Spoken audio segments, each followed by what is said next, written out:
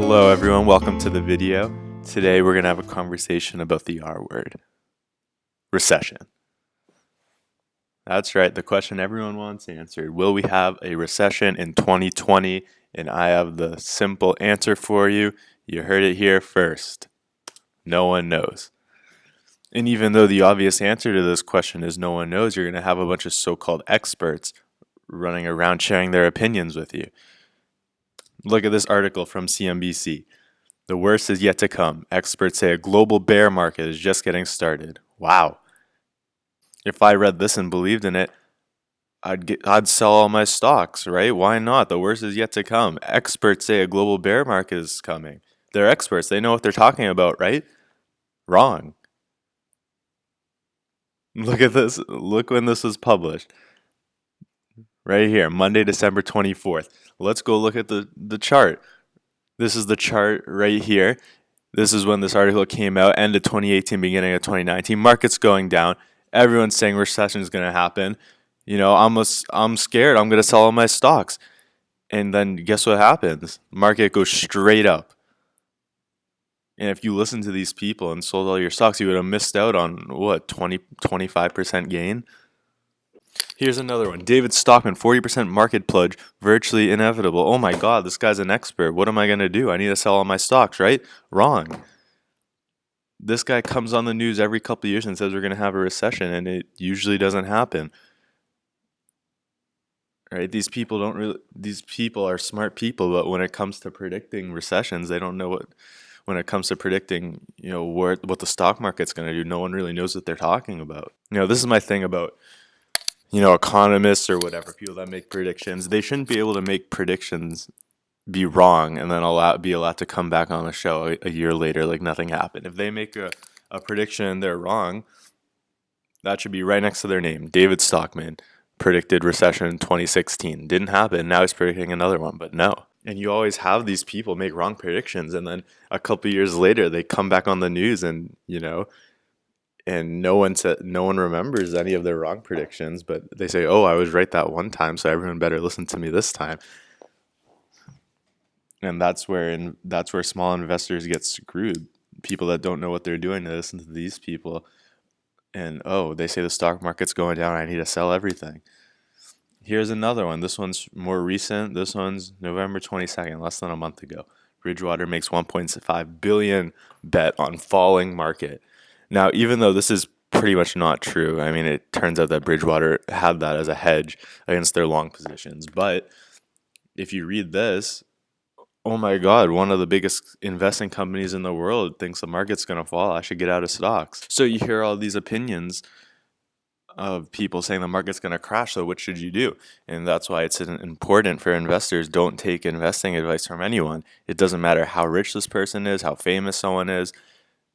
They aren't going to be able to predict the stock market any better than a random person off the street. So what stage of the market are we in now? Well, we can take a look at the chart. Right here we have this S&P 500 index, and I put a couple moving averages on the chart. Right here we have this green line. This green line is the 20-day simple moving average. And what that is the line takes the price of the 20 previous days of prices and averages it into a line. This blue line is the 50-day moving average, and the red line is the 200-day moving average. And the price right now is above the 20-day moving average. What does that mean? The price is higher than the average of the 20 previous days' prices. And that means we're in an uptrend. And the 20-day sloping up, 50-day sloping up, 200-day is sloping up. So right now we're in an uptrend. And, until that changes, until the 20-day moving average crosses below the 50 or the 200, you have to assume that the market's going to keep going up. That's the most you can do in terms of predicting where the market's going to go. So you're still worried that a recession is going to wipe out all your money. What should you invest in? And this is the biggest piece of advice I have for people. Do not stay out of the market. If you do this at the end of 2018, you would have missed out on 25%. And no one knows where the market's going to go. If you get out of the market now, it could go up another 30%. Then you're going to kick yourself and say, darn it. And you're going to buy in at the top, and that's exactly when it's going to crash. That's how investors who don't know what they're doing get screwed, right? So, you should always have the majority of your money in the market. It's a good idea to have some cash on the sidelines for when one of your holdings goes down, you can always buy more. That's important too. But, if you have no money in stocks right now, you're doing it wrong. Okay, the next thing, I know a lot of people are index investors and they only buy index funds. In the long term, you're always going to make money with index funds.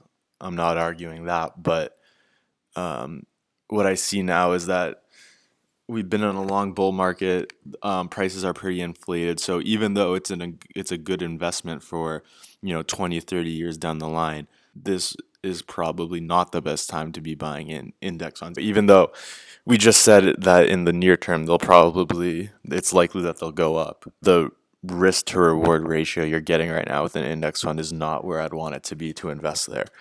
So the only answer is to look for individual companies that are great companies and they're trading at a discount. This is the best way to not lose money in the stock market. One thing I like to do is look for companies that crash, and then when you buy them after a crash, the good thing about companies that already crashed is they can't really, how much lower can they really go? The market could crash, 50, 60%, but if you have these great companies that have already had a great decline in price, that's all a bunch of risk that's been taken out of the investment. And so, you should always be invested in stocks. Even during, the Great Recession of 2008, there are plenty of stocks that went up a great amount during that time. I mean, you have Walmart, you have Dollar General, stocks like that, where they were at a discount, and if you bought them, they went up, even though the market as a whole crashed 50%. So that just proves that there's always opportunities out there. You just need to know where to look for them. And, I'll make videos in the future talking about where to find undervalued stocks and what to look for in stocks to know that you're getting a good deal. So that's it, guys. That's the answer to the question. No one knows if there's going to be a recession in 2020. Personally, I don't know, and I don't really care when we have a recession. The stocks that I've invested in now are great companies at a discount. If the market dropped 50%, it wouldn't really bother me that much because I don't think the stocks I own would fall nearly as much as that. If any, they'd probably go up. So that's the key. Keep that in mind when you're keeping your eyes open for investments. With that, that's the end of the video. Be sure to comment, smash the like button, and subscribe for more.